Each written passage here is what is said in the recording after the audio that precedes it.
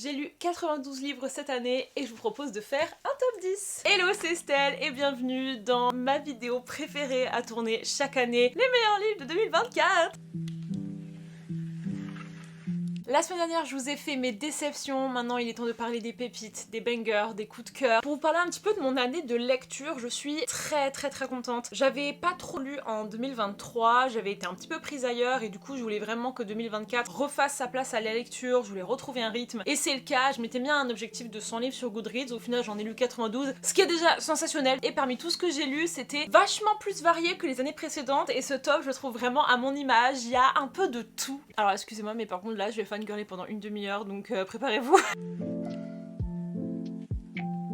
Vous savez que j'aime la romance, c'est un de mes genres préférés de tous les temps, mais j'aime particulièrement la romance rom-com, new adulte, avec des personnages respectueux, bienveillants, qui communiquent, qui sont adultes, matures et responsables. Et quand je suis tombée sur Savor It de Tara DeWitt, tout de suite ça a été le coup de cœur, rien qu'avec cette couverture rose absolument magnifique. Ce livre-là, je serais passée à côté si jamais je l'avais pas vu dans une vidéo préférée de Chandler Ainsley. On suit l'histoire de Sage qui habite dans cette petite ville dans la campagne depuis des années, et elle va faire la rencontre de Fisher qui va emménager dans le Airbnb juste à côté de chez elle. Il cherche un petit peu à s'évader de son quotidien, notamment par rapport à son travail. Il est chef cuisinier, sauf que depuis quelques temps, ça va pas du tout. Il enchaîne mauvaise review sur mauvaise review et il cherche à se reconnecter à sa passion. En plus de ça, il a récupéré la garde de sa nièce suite au décès donc de sa sœur. Il a besoin de calme et il a besoin aussi d'amour. Et Sage va être là pour lui donner. C'est pas forcément le plot qui est renversant dans ce livre, c'est la qualité de leur relation et la qualité de la drague. Je me suis rendu compte à quel point on privilégie plus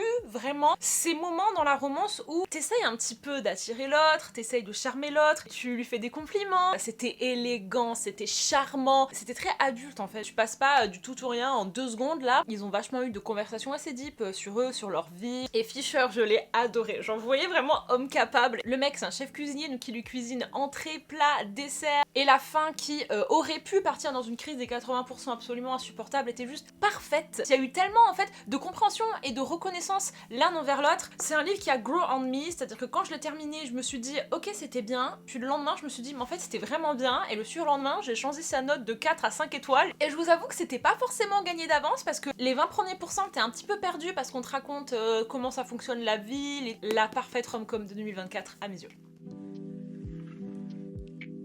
En 9ème place, les amis, je suis obligée de vous parler des coquillages ne s'ouvrent qu'en été de Clara Hero. Alors oui, à quel point je suis non objective, je sais, Clara c'est ma pote, mais je crois qu'on a dépassé ce truc. Quand je lis son livre, je vois pas elle. Je lis un livre. Quand elle a eu l'idée et qu'elle me l'a raconté, je lui ai tout de suite dit que c'était sûr et certain que ça allait être mon livre préféré d'elle, et il n'a vraiment pas déçu. On est donc sur du contemporain, young adulte, dans lequel on va suivre l'histoire de Phoebe et Lena, qui sont 2 sœurs qui ne se comprennent vraiment plus. Chaque été, elles vont dans la maison de leur grand-mère à Anglais et c'est leur moment préféré de l'année. Elles retrouvent tout plein de potes, elles sortent toute la journée. Sauf que cette année, les choses vont être vachement plus épineuses. Phoebe, elle sort de sa première année d'études de droit et ça a été un calvaire absolu et elle a plus le goût de rien. En plus de ça, il y a son premier amour qui habite là-bas et la dernière fois qu'ils se sont parlé, ça s'est un petit peu mal fini. Et de l'autre côté, Lena, elle se sent un petit peu comme la ratée de la famille. Quoi qu'il arrive, fera jamais les choses assez bien. Et elle va rencontrer Inaya, cette fille qui a l'air d'avoir tout compris à la vie, qui surfe super bien. Et pareil, ça va marquer un gros tournant dans sa vie. Ce livre, quand on le raconte comme ça, il peut paraître un peu mimi, un peu summer vibes, fun, alors que pas du tout. J'ai chialé à peu près 18 fois, putain. Ce livre vous plaque la tête contre le sol, il vous met face à des tas d'émotions sur lesquelles vous avez jamais vraiment mis de mots, des souvenirs de votre adolescence, de votre enfance, et je pense qu'on peut tous se reconnaître en Phoebe et Lena parce que ce qu'elles traversent, cette période-là de fin d'adolescence et de rentrée dans l'âge adulte, toute la pression qu'on a par rapport à la société, nos parents, la manière dont on n'arrive plus vraiment à se reconnaître nous-mêmes et que du coup on n'arrive plus non plus à interagir avec les autres. J'ai particulièrement relate à Phoebe par rapport à sa relation avec sa mère qui m'a vraiment touchée en plein cœur, et aussi par rapport à sa petite sœur qui pareil j'ai relate de ouf. Toute sa thématique autour de ce fameux gars là qu'elle retrouve et qu'elle a dû abandonner pour reprendre le même de Billie Eilish. Every lyric, exactly how I feel. Look at my mouth, it's exactly how I feel. C'est tellement magique pour moi d'écrire sur cette partie là de l'adolescence. C'est je pense des sentiments qu'on revivra jamais plus tard. Ce truc de remettre tout en question, d'avoir l'impression que le monde repose sur nos épaules, qu'on doit faire des choix déchirants alors qu'on a juste 17 ans, c'est vraiment pas ça la vie quoi, et on a vraiment rien vu à cet âge-là, mais quand même, la moindre petite chose est énorme, la moindre émotion est désastreuse en fait, tout prend des proportions tellement grosses, et c'est normal. C'est gros à cette époque parce qu'on est toujours en train de se construire, et pour dire un mot sur la thématique des deux sœurs qui m'a aussi énormément touchée, cette envie et cette jalousie mutuelle de l'une l'autre. Phoebe rêve d'être Lena pour entre guillemets ne plus avoir cette responsabilité de la fille parfaite, la première de la classe, la fille qui n'a jamais fait d'erreur. Elle voudrait juste quitter ce rôle pendant une seconde et pouvoir s'autoriser à faire un pas hors de son chemin tout tracé, tandis que Lena, elle, voudrait tellement recevoir cette fierté de la part de ses parents et être vue comme celle qui fait les choses bien. Il n'y a pas un rôle qui est meilleur que l'autre, non, c'est juste des chemins de vie différents. C'était super beau, super poignant, super bien écrit, et encore une fois, ben merci Clara quoi.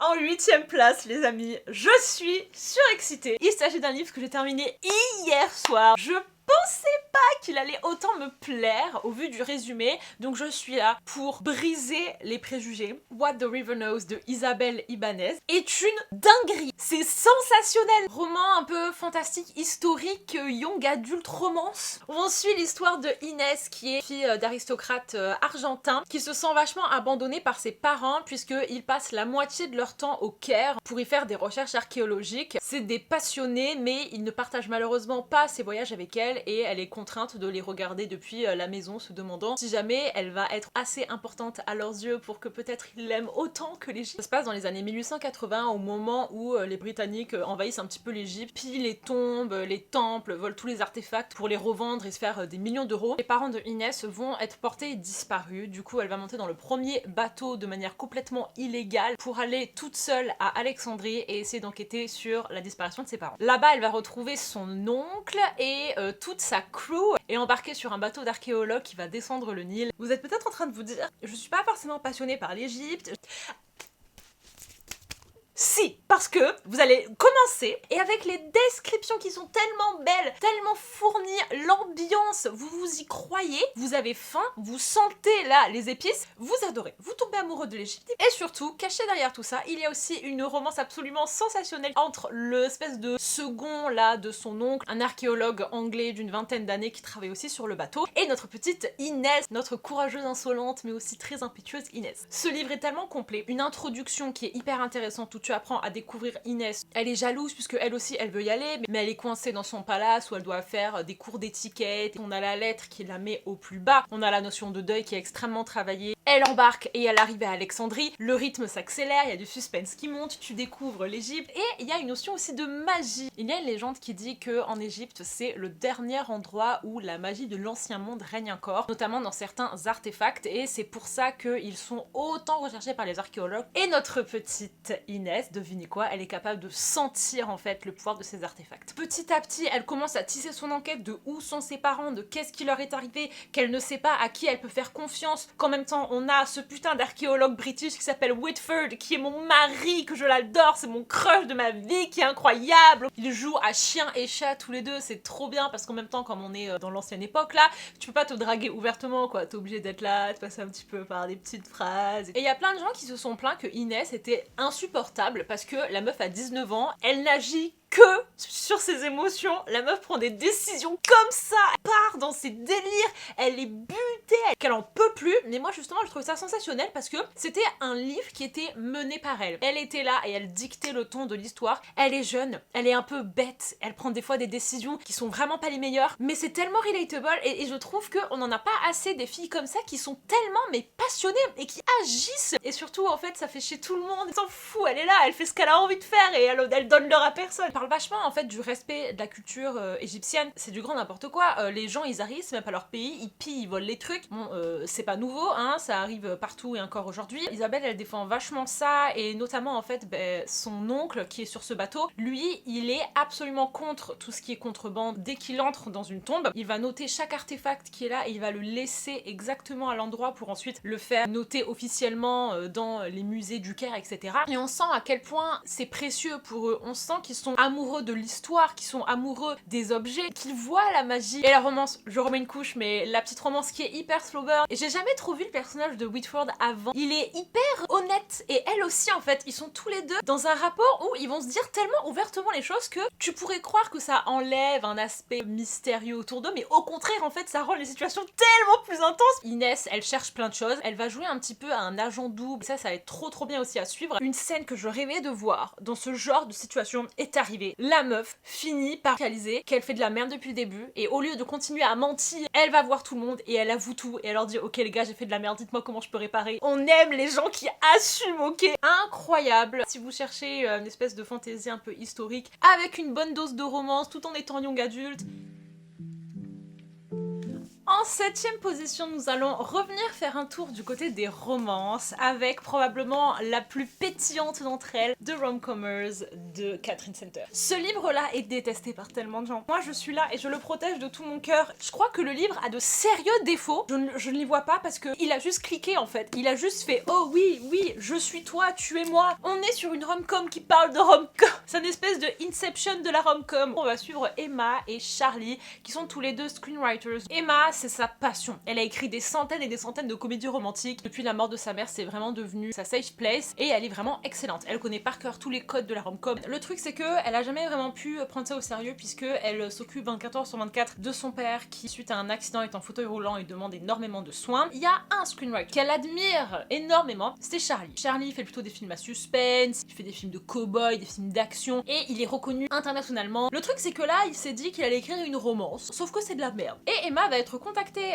par son agent pour venir en aide à Charlie. Emma, au début, elle veut pas parce que ça veut dire abandonner son père, abandonner ses responsabilités. Sauf que sa petite sœur va lui dire mais si, vas-y, tu peux pas rater cette occasion, t'inquiète pas, je m'occupe de papa. Du coup, elle y va. Charlie pète un câble parce que forcément, il est touché dans son ego, le mec c'est une superstar. Le truc c'est que Emma, elle va pas se laisser faire, elle est venue ici avec un but et elle va le persuader de lui laisser au moins une soirée pour lui prouver qu'elle peut vraiment lui être utile. Et il va être absolument émerveillé par elle et forcément il va l'engager. Il y a pas beaucoup de livres qui sont cohérents dans leur fond et leur forme, mais quand ça se passe, ça me touche direct. C'est un truc auquel je suis extrêmement sensible. Ce livre est raconté comme une rom-com, ce qui est extrêmement mime, c'est parce qu'ils écrivent une rom-com. Emma fait des références à tous ces films tout le temps, elle nous explique les procédés, et en même temps, elle glisse ces procédés-là dans le livre, donc c'est une mise en abîme qui...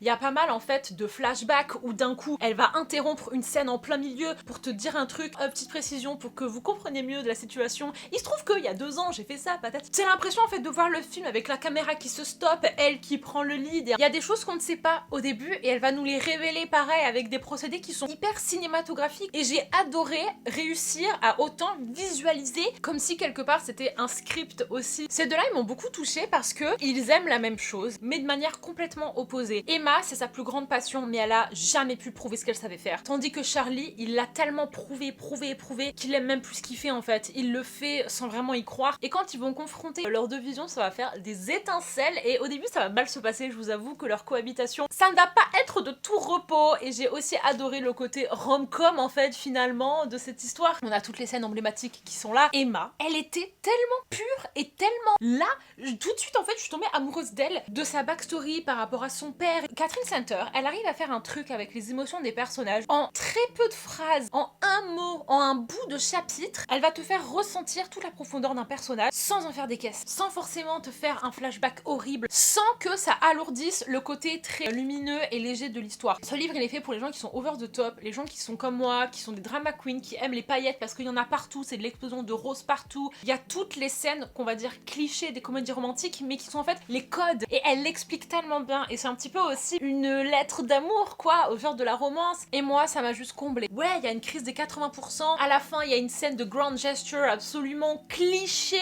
et gnangnan mais moi j'adore ça ok. Katherine Center elle fait pas des livres qui sont hyper sexy ou quoi que ce soit. Il y a peut-être 2-3 scènes un petit peu bisous mais voilà on va pas très loin mais juste regardez-les. Bref j'ai envie de le relire en fait et la morale de l'histoire je pense qu'elle plaît pas à tout le monde et c'est peut-être aussi pour ça que ce livre est autant détesté, c'est qu'il se veut un peu bisounours mais en fait je suis un peu d'accord, vous voyez c'est le genre de livre qui dit il faut se concentrer sur le positif, les faits restent les faits, mais ça reste à nous de savoir comment on veut raconter l'histoire. Notamment, Emma parle de son père, lui dit mais tu sais ma fille, il nous est arrivé tellement de choses horribles dans notre vie, je me concentre pas sur ça. Et il lui fait une liste de tous leurs meilleurs souvenirs. Si on décide de voir les choses d'une certaine manière, c'est ça qui fait que ça devient réel et que rien qu'en changeant notre perception des choses, on change qui on est. Et je vais vous lire du coup le dernier paragraphe. All to say, yes, this was and is a happily ever after. Even though I still, always, miss my mom. Even though my dad continues to struggle with his balance and just got 7 stitches after sleeping in the shower. Even though Sylvie and Salvador have been trying for a baby for 2 years and haven't had much success. Even though I still Google elbow cancer in the middle of the night. Life has no shortage of disappointments. Tragedy really is a given. There are endless human stories, but they all end the same way. So it can't be where you're going that matters. It has to be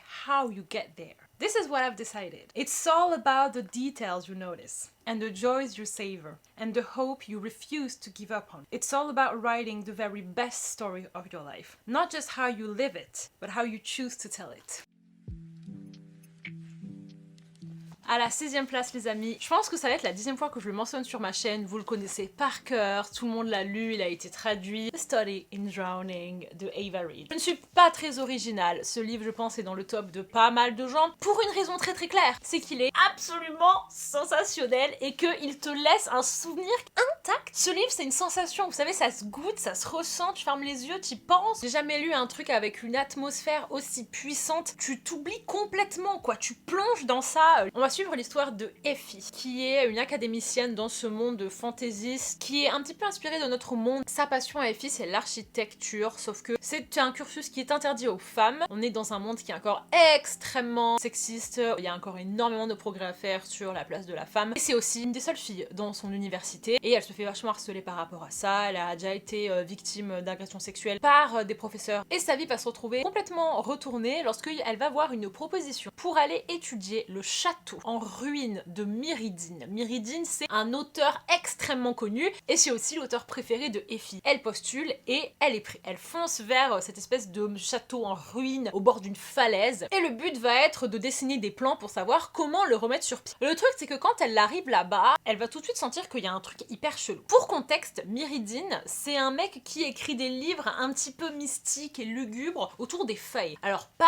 des failles sexy, hashtag recent et compagnie, non, des failles monstrueux. Ces créatures, c'est censé être des mythes, des légendes, sauf que Effie les voit. Et c'est aussi pour ça que Angarad, qui est donc le livre de Myrridine, est son livre préféré de tous les temps. Elle est un petit peu l'élu, puisqu'elle voit les créatures dont Myrridine parle, et autour d'elle, sa famille et les autres gens la prennent pour une tarée, quoi, sauf que elle est persuadée que non, ils existent vraiment, et la seule personne qui comprend ça, c'est Myrridine, sauf que il est mort. Sur son chemin va être placé Preston. C'est un étudiant en lettres qui est en train d'écrire une thèse assez surprenante. Il essaye de démontrer que Myrridine est un imposteur complet qui n'a pas écrit son livre et que c'est un mec absolument détestable. Donc forcément la première rencontre va être très très compliquée puisque Effie c'est son idole, sauf qu'au fur et à mesure qu'ils travaillent ensemble, on découvre des choses. Ce résumé était extrêmement long, mais c'est important que vous voyez tous les aspects de ce livre. On a l'aspect très sociétal avec Effie et son combat pour le droit des femmes. C'est tellement bien fait je trouve, son trauma, et vous savez en fantasy on n'est pas autant investi dans la santé mentale, dans la réaction des gens, le PTSD et tout ça, parce qu'on se dit ouais c'est de la fantasy, moi je veux me concentrer sur la magie, les créatures. Le côté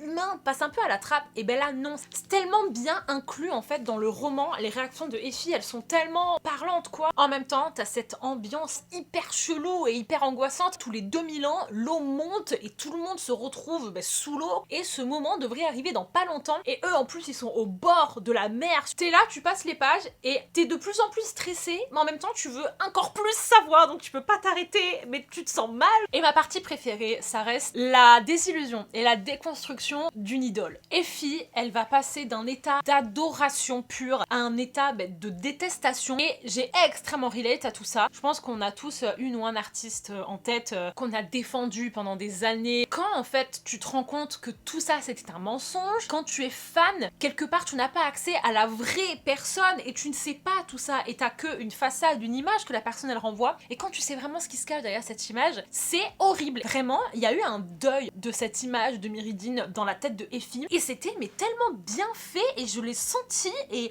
surtout quand c'est quelqu'un en fait qui l'a un petit peu sauvée. Comme je vous ai dit, elle se sent folle et c'est le seul mec avec qui elle avait l'impression qu'elle était pas folle. C'est vachement dur et je trouve que ce livre il sous-estime pas ça. Bien évidemment, ce truc finit par devenir thriller où il y a des créatures qui sortent de partout. La plume est élégante et travaillée sans être compliquée à lire et il y a un tome 2 qui va sortir l'année prochaine. Et laissez-moi vous dire que j'ai très peur parce que je sais pas comment elle va reprendre l'histoire, mais en même temps...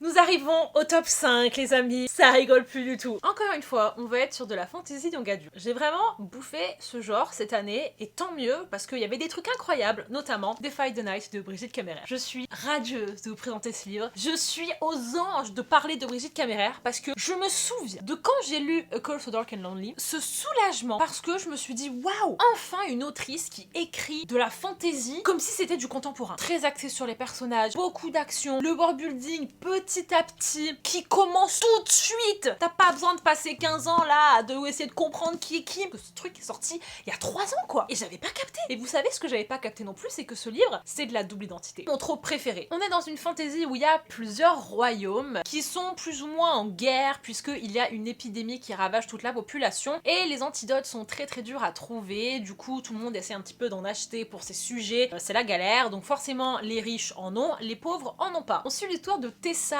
qui est une espèce de justicière. Elle fait partie d'une société secrète dont le but est de voler des tas d'antidotes, de les diluer pour pouvoir en fait en distribuer en plus grande quantité. Sauf que évidemment c'est illégal, c'est très sévèrement puni. Tessa elle a un binôme partenaire dans cette société depuis très longtemps qui s'appelle Wes.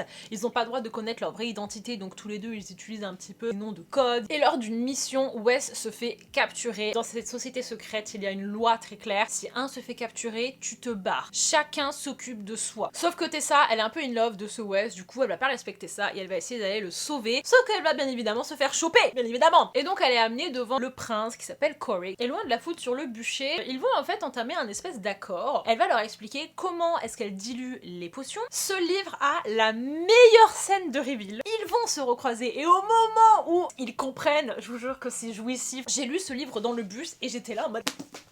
Vous voyez vraiment l'énergie quoi. C'est une des premières fois où on n'a pas la représentation d'un roi et de reine qui s'en battent les couilles complets et qui sont les ennemis. Tu as le point de vue prince et il montre les réunions qu'ils font avec les autres royaumes. Il montre en fait à quel point ils se battent pour ces putains d'antidotes et que du coup faut faire des sacrifices. Et même en fait Tessa qui de base elle les déteste, elle va en fait assister à ce genre de truc et elle va se rendre compte on sait pas vraiment quoi ce qui se passe. Et j'ai adoré en fait que le roi il ait cette humilité et cette intelligence de la prendre quoi et de travailler avec elle et de pas être en mode ouais mais toi t'es qui, tu veux quoi et tout, genre non. Il a écouté son idée de A à Z et il a dit bah ouais écoute on va le faire, ça paraît être génial ce que tu me proposes là. Et c'était vraiment la best lecture ever. C'est à toutes les vibes de société secrète, mensonge, suspense qu'on aime bien. J'ai beaucoup aimé ça. Souvent en fait dans ce genre de moment il y a énormément de résistance parce que la meuf elle est en mode mais non mais laissez-moi partir, moi je ne veux pas, moi je vous déteste. J'ai bien aimé qu'elle tienne ça mais qu'elle en fasse pas trop et qu'à un moment donné elle prenne un peu sur elle et elle se dise ok en vrai je vais arrêter quand même d'insulter tout le monde et je vais essayer d'écouter ce qu'ils ont à me dire. La fraternité était aussi un grand thème de l'histoire puisque le prince et le roi en fait ils sont frères. La beauté de la relation entre ces deux hommes, franchement c'est pas souvent hein, qu'on voit une relation aussi saine comme ça et pleine d'amour entre deux hommes et je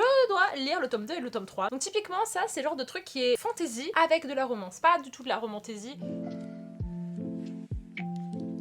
En quatrième place, les amis, il est temps de retomber dans de la romance. This Could Be Us de Kennedy Ryan. Quelle claque ce livre! Ce livre, typiquement, il fait partie de mes nouvelles résolutions de romance de 2025. Lire des romances entre adultes de 35-40 ans qui ont des enfants et où tu as non seulement le travail de la relation de romance, mais en même temps la femme en tant que mère, la femme en tant que femme, la femme en tant que amie, et juste un livre centré sur la femme. On est puissante quoi. Je suis toujours complètement époustouflée par la force de caractère de cette meuf. Ensuite, l'histoire de Soledad. Sa vie a l'air d'être plus ou moins terminée. Elle a son mari qui gagne un bon salaire, elle est à la maison et elle s'occupe de ses 3 filles qui ont 12, 10 et 8 ans. C'est une pro de la cuisine, carrément la tête sur les épaules, c'est une maman en or. Mais tout explose du jour au lendemain puisque elle va apprendre que son mari détournait de l'argent dans son entreprise depuis des années et en plus de ça qu'il l'a trompé avec sa secrétaire. Donc non seulement son mec est envoyé en prison, les vivres sont coupés, donc plus accès à la carte bleue, plus de thunes et ben un amour complètement brisé quoi, puisque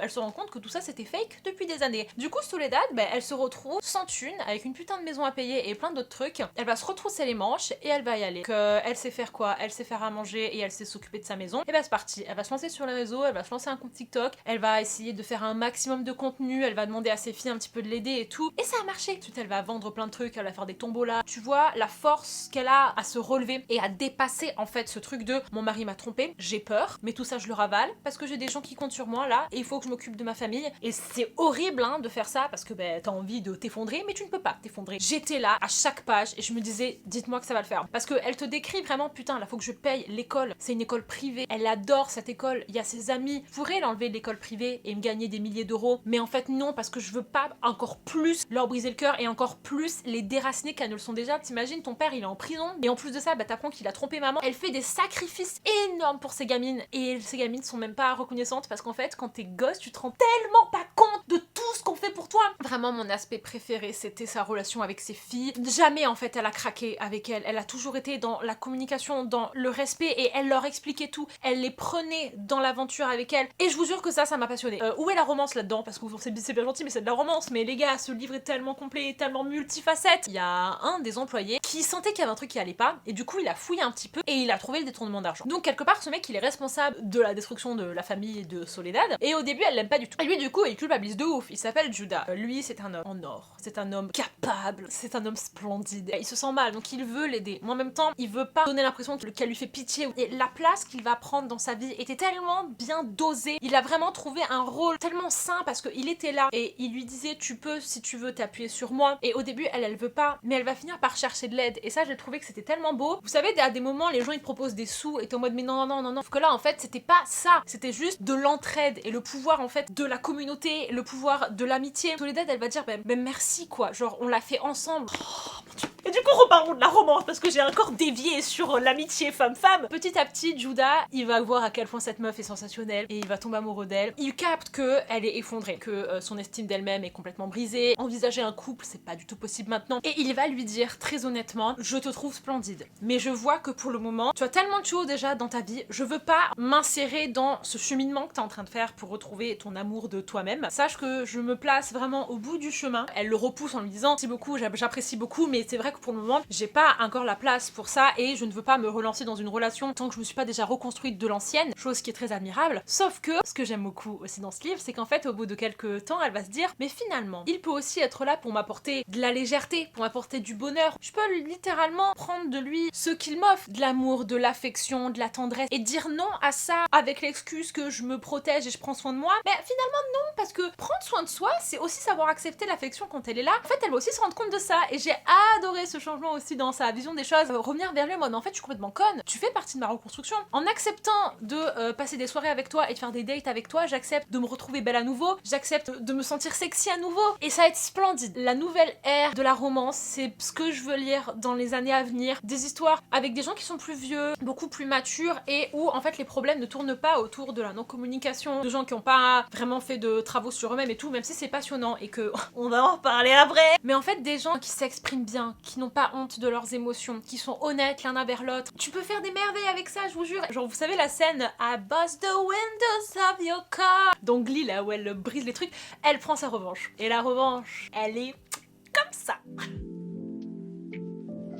Les amis, on arrive dans le top 3. C'est juste un livre qui m'a tellement mis sur le cul. The Last Tale of the Flower Bride de Roshani Chokshi. Lui aussi, je vous en ai beaucoup parlé cette année. C'est partie de ces livres que j'aurais jamais lu toute seule. Contemporain, fantasy, thriller, mystère. C'est le genre de livre où il n'y a pas vraiment de romance. T'es plus là pour suivre une histoire de gens bizarres, avec un style d'écriture bizarre. Et c'est tellement étrange que tu kiffes. Je vais réécrire tous mes livres là, parce qu'en fait, je savais pas que t'avais le droit d'écrire des trucs comme ça. On suit l'histoire de Indigo et Azur, deux meilleures amies, et depuis qu'elles sont petites, les deux pensent qu'elles sont des fées et qu'ils sont coincées dans ce corps d'humain et qu'elles doivent prouver qu'elles sont méritantes pour redevenir des femmes. C'est complètement faux, ce sont des humaines, elles vont à l'école, sauf que de temps en temps elles font des trucs et tu doutes quoi. Peut-être que c'est vrai, je sais pas, tu vois. La limite est fine entre est-ce qu'elles sont complètement folles, elles te disent des trucs et en fait tu peux pas vraiment les croire, ou est-ce que en fait c'est vrai. Et au fur et à mesure qu'elles grandissent, ça prend des proportions de plus en plus dangereuses. Elles se mettent en fait à faire des espèces de rituels, de sacrifices, elles vont faire du mal à des gens. Tout ça est un peu pris dans une emprise psychologique puisque au final tu te rends compte que c'est plutôt Indigo qui est moteur de ça. En fait raconte tout ça à Azur et Azur elle la suit parce qu'elle a une espèce de fascination pour Indigo, peut-être même de l'amour, on sait pas trop, et elle fait tout ce que Indigo lui dit. Elle est prête à la suivre dans tous ses délires. Finalement en fait elle croit à tout mais elle sait même pas pourquoi elle y croit en fait, c'est juste parce que c'est Indigo qui le dit et c'est très stressant. Parce que même Indigo quand elle parle, t'as l'impression qu'elle est un peu possédée. Ce livre est raconté avec une alternance de passé-présent. Et tout ça, ce sont un petit peu les flashbacks puisque dans le présent, tu suis l'histoire d'un mec qui n'a pas vraiment de nom. Sachez que ce livre est écrit en point de vue externe, non nommé. Et pourtant, tu sais qui parle. Ce mec est un passionné de mythes et de légendes et notamment, il adore le manoir dans lequel Indigo a grandi et il va la retrouver et il va absolument vouloir en fait l'interviewer. Sauf que quand il la voit, il va être complètement obsédé par elle parce qu'elle a un magnétisme de dingue et toi tu te dis mais putain mais en fait c'est peut-être vraiment une putain de sorcière cette meuf. Ils vont finir par se marier. Elle va lui faire promettre une seule chose, c'est de ne jamais poser de questions. Tu peux vivre heureux pendant quelques années en disant oui je l'aime, j'ai pas besoin de savoir, mais au bout d'un moment quand tu trouves des trucs bizarres dans ses placards, tu craques et tu finis par poser des questions. Où est passé Azur? Que sont devenues ces deux adolescentes qui se prenaient pour des fées dans la forêt? Il y a un plot twist les gars qui est sensationnel, même si c'est un peu évident, enfin pour des gens qui sont habitués à lire des livres un peu comme ça, je pense pas que ce livre casse un canard, mais moi j'ai jamais lu ça. Ça travaille le thème de la fascination, le thème de la dévotion et en même temps il y a de l'emprise. Et la question qui est-ce qu'au final c'était vraiment des faits ou pas, on n'y répond jamais. Je vous ai pas parlé de la plume et bien évidemment dans ce genre de livre qui mise tout sur sa vibe, la plume est absolument époustouflante. Je crois que c'est parce qu'en fait ce livre m'a épatée. Je sais que je suis incapable d'écrire un truc comme ça et du coup ça me plaît parce que je me dis waouh, le putain de talent. Donc foncez lire The Last Tale of the Flower Bride, en plus il est traduit. Voilà. Ok les amis, là on va se retrousser les manches. J'ai sombré dans une passion, je l'affirme, je le dis haut et fort, que je suis une fan de Magnolia Park. Vous voyez, j'ai reçu le dernier tome, Into the Dark. Je sais que ça va être mon livre préféré de 2025, j'ai aucun doute. Et cette certitude m'apporte tellement d'apaisement. Cette saga mérite tellement qu'on parle d'elle, pas forcément pour en faire son éloge et tout, même si on peut le faire, mais pour parler en fait d'à quel point c'est original ce qui se passe. Il est seul dans son univers. Il va au plus profond de son originalité, tu vois, c'est un livre qui est tellement niche, il est pas en demi-mesure, non, il retient absolument rien. Quand c'est toxique, les personnages ils sont gris, mais gris anthracite. L'autrice elle essaye pas de compenser quoi que ce soit, elle a aucune gêne en fait quand elle a écrit ça, et ça j'aime bien les autrices qui s'assument tellement. Elle est là en mode ouais, ce que j'ai écrit c'est horrible, ouais, ce que j'ai écrit ça va pas plaire à tout le monde, et alors? Tu vois ça, moi ça trigger mon anxiété et je crois que c'est pour ça que je l'aime autant. Tout ce que la meuf fait, je peux le faire et j'ai peur de le faire. Dans les moments où je peux être le plus incontrôlable, et je suis ça. Et du coup ça fait peur et j'adore. Magnolia Park, c'est une saga romance, dark romance compagnon. On va suivre l'histoire d'un groupe d'amis, d'enfants, de millionnaires à Londres. Ils sont hyper privilégiés, ils ont grandi ensemble, ils sont tous hyper proches et c'est un peu de la codépendance parce qu'ils ont tous vécu des trucs pas drôles du tout. Il y en a leurs parents, ils s'occupent pas d'eux quoi. Il y en a leurs parents ils sont morts, il y en a leurs parents vachement abusifs avec eux, il y en a leurs parents ils ont été complètement corrompus par la mafia. C'est des gens qui ont entre 18 et 25 ans et qui sont déjà hyper meurtris par la vie, qui se reposent vachement les uns sur les autres. Notamment, on suit l'histoire de Magnolia, qui est la fille d'un producteur de musique hyper connu. Elle travaille dans la mode, elle est passionnée par la mode. La grande histoire de sa vie, c'est que elle est amoureuse depuis qu'elle a 15 ans de ce mec qui s'appelle BJ. Elle est persuadée que c'est son âme sœur. Même s'il fait les pires choses, même s'ils s'engueulent, même s'ils partent à l'autre bout de la planète, elle finira toujours par le retrouver parce que c'est son âme sœur. Donc même si il couche avec d'autres gens, même s'ils font du mal en essayant de se rendre jaloux, ça ne brisera jamais ce lien qu'ils ont tous les deux. Et la phrase que vous avez peut-être sûrement entendue, How many loves you get in a lifetime? Combien de grand amour tu as dans une vie? Si jamais tu n'en as qu'un, est-ce que tu dois t'accrocher à lui quoi qu'il arrive? Donc si ce n'était pas clair, on suit des histoires de dépendance affective. On suit en fait cette relation amoureuse hyper toxique, l'impact sur chaque aspect de la vie de Magnolia. Elle ne voit le monde qu'à travers ça. C'est le genre genre de livre, soit ça passe, soit ça casse. Le style d'écriture est hyper particulier. C'est hyper familier. Et ça, j'aime beaucoup. Comme si tu regardais un peu une télé-réalité. Dans certains livres, je déteste voir des scènes où les gens ils sont juste là et ils existent et ils font rien. Sauf que là, j'adore. Ces personnages se sont devenus mes comfort personnages. Ce groupe de gens là, ils s'aiment tellement. Et en fait, cet amour, il est inconditionnel. Il peut se passer tout et n'importe quoi. Ils retourneront toujours l'un vers l'autre. Notamment Magnolia et BJ. Il n'y a pas vraiment de grandes scènes. Je pourrais même pas vous dire sur combien de temps le livre se passe parce qu'en fait, c'est comme si Magnolia elle s'était assise et qu'elle avait parlé à une caméra pendant 3 jours et qu'elle avait raconté toute une histoire et qu'en fait, elle avait fait des bonds en avant, en arrière. Il y a des choses, des trucs, mais gros de sa vie que tu sais que dans le tome 3, la meuf, au cours de son explication, elle est tellement partie à droite à gauche qu'il y a des trucs hyper précis qu'elle t'a dit dès le début et des trucs beaucoup plus global sur elle et importants qu'elle te dit à la fin. Parce qu'en fait, elle-même, elle s'en mêle dans sa tête. Magnolia, elle a des troubles de l'attention et je trouve que ça se voit tellement bien au travers de la narration, notamment par rapport à cet aspect-là. Ce tome 3, donc, c'est le deuxième tome de Magnolia puisque les tomes s'enchaînent entre deux personnages principaux, Magnolia et Daisy. C'est The Long Way Home, donc le grand retour à la maison. Magnolia et BJ se mettent ensemble, se reséparent et dans ce tome 3, ils vont avoir la discussion la plus importante de leur existence, ils vont mettre tout à plat, ils vont se perdre encore plus pour encore mieux se retrouver. Je peux chialer et je vais peut-être chialer. J'avais jamais lu... Oh, c'est dingue. J'avais jamais lu avant un personnage comme elle qui se rattache tellement au passé. Magnolia, c'est une meuf qui n'arrive pas à lâcher prise. C'est une meuf où il s'est passé un truc quand elle avait 16 ans et elle s'en rappelle encore et elle va utiliser ça pour justifier toutes ses actions. C'est une meuf qui est incapable de prendre soin d'elle et elle a l'impression qu'elle n'existe seulement qu'à travers les yeux de BJ. C'est horrible à dire, mais en fait, ce mec, ouais, il est horrible. Et ouais, c'est vraiment pas un mec sympa, mais en même temps, tu l'aimes aussi. T'es en mode, mais Magnolia, je comprends parce que c'est tellement fort ce que vous partagez. Comment est-ce que t'as envie de le jeter par la fenêtre? Et ok, vous allez peut-être me dire, mais c'est facile, enfin, regarde à quel point il te fait du mal. Mais en fait, c'est tellement plus compliqué que ça. Et je trouve que ce livre montre tellement bien la dépendance affective, quoi, vraiment. Et en fait, ce truc de, mais tu comprends pas que je l'aime. Tu peux me dire tous les trucs horribles qu'il a fait, je les vois pas. La seule chose que je vois, c'est la manière dont il m'a regardé pour la première fois. Et je vous jure que j'avais jamais lu un livre qui exploite ça. Pavé de 500 pages et ça ne parle que de ça. Ce ne sont que des monologues internes d'introspection. Peut-être que moi je vois quelque chose d'hyper spirituel là-dedans alors qu'en soi quand on lit le livre on peut aussi le prendre très premier degré. Ouh là là, mais c'est hyper familier, c'est hyper mal écrit, elle est saoulante, elle arrive pas à passer à autre chose. Mais moi je trouve ça génialissime parce qu'aucun autre livre n'a fait ça et aucun autre livre a réussi à rendre l'obsession, la répétition aussi vraie et aussi intéressante. Genre Magnolia c'est une meuf qui tourne en boucle, elle dit tout et son contraire, elle retombe dans ses mêmes erreurs et Jessa elle le fait mais à fond. Et moi je suis passionnée par ça. Y a pas de limite quoi. C'est je pense le seul exemple de livre où je raffole des personnages qui ne communiquent pas, je raffole des personnages qui prennent la mauvaise décision, je raffole des personnages qui font des erreurs. Et les amis, il est temps de passer à mon top 1. Vous savez qui c'est, si jamais vous m'avez un petit peu suivi cette année. C'est une romance, All Roads Lead Here de Mariana Zapata.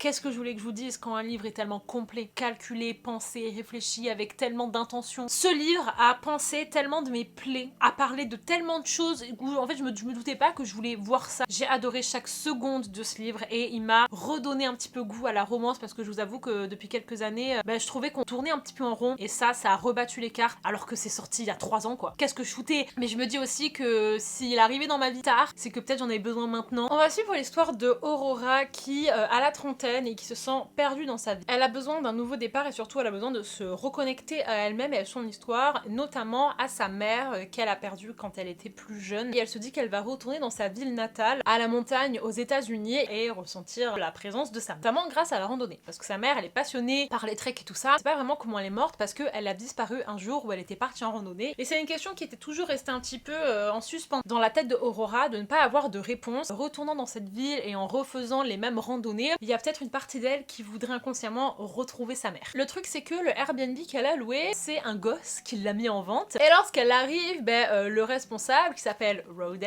lui dit que c'est vraiment pas possible, que son gosse a fait une erreur. Sauf que Aurora, elle le supplie parce que vraiment c'était sa seule option. Et Rhodes, qui est un homme qui est extrêmement froid au premier abord, va finir par dire oui. Et à partir de là, il y a une relation un peu chien et chat qui va s'établir entre tous les deux. Ils s'aiment pas trop, il y a de la méfiance, c'est un grumpy, mais pas un grumpy insupportable, irrespectueux, affectueux, un grumpy qui insulte tout le monde juste parce qu'il est grumpy. Non, c'est un grumpy parce que c'est un mec qui est réservé, c'est un mec qui est pas très sociable, qui veut pas se montrer vulnérable, c'est un mec un petit peu froid. Elle a un petit peu le saoulé parce qu'elle part faire ses randonnées, sauf qu'elle est pas hyper prudente. Et Rhodes, il est garde forestier, guide nature, et du coup il va finir par craquer et par l'accompagner faire quelques randonnées. Et les gars, je savais pas que c'était poétique de faire de la randonnée, je savais pas en fait que j'allais ressentir ce calme, cet apaisement. Ils sont tous les deux reliés à cet endroit, elle par rapport à sa mère et lui parce que c'est un peu sa passion. Elle va pas mal s'occuper du gosse de Rhodes au fur et à mesure, de temps en temps venir prendre des repas avec eux, jusqu'à prendre tous ses repas avec eux. Le gosse, il est passionné de musique, et ça tombe bien parce que Aurora aussi est un petit peu passionnée de musique. De temps en temps, ils vont faire de la musique ensemble. Enfin bref, vous savez, c'est un peu le trope où Rhodes,